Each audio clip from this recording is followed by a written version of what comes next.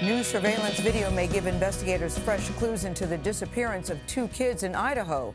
Their mother and stepfather are considered persons of interest, but have not been arrested or charged. The video appears to show their mother, that's Lori Vallow, at a storage facility near their home shortly after the boy and girl were last seen in September. Jonathan Vigliotti is at the facility in Rexburg, Idaho, with more on this story.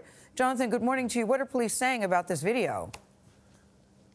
Gail, good morning to you. In a search that has produced very little, what was found inside this storage facility is being considered a breakthrough of sorts. Investigators, we are told, have combed through it. What they have found at this point remains unclear.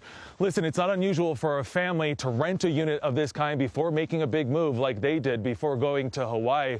But what remains a mystery this morning, why most of the things found inside almost exclusively belong to the two missing children.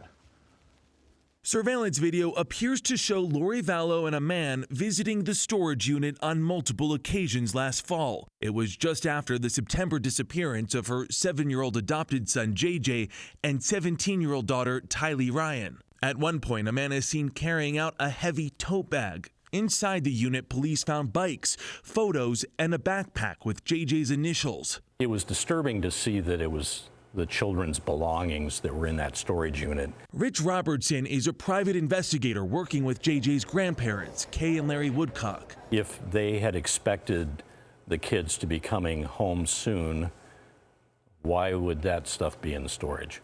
On the other hand, if they didn't think the kids were ever coming back, why keep it? Wednesday, the Woodcocks filed a petition to obtain guardianship of JJ. Kay attended a press conference last week after Vallow ignored a court order to produce the two kids. Everybody has to be accountable. If you're not accountable to the law, then you're accountable to God. Why don't you give us answers? Vallow and her husband, Chad Daybell, were last seen in Hawaii. In the past 8 months, the couple's former spouses and Vallow's brother all died under what authorities say are suspicious circumstances.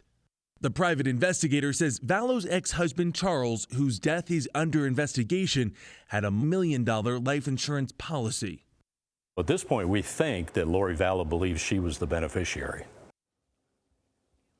And a legal expert tells us a lack of evidence may be why this couple has not been arrested. They could face a contempt charge for failing to produce their children, but even that may not be enough to require them to come back here to Idaho.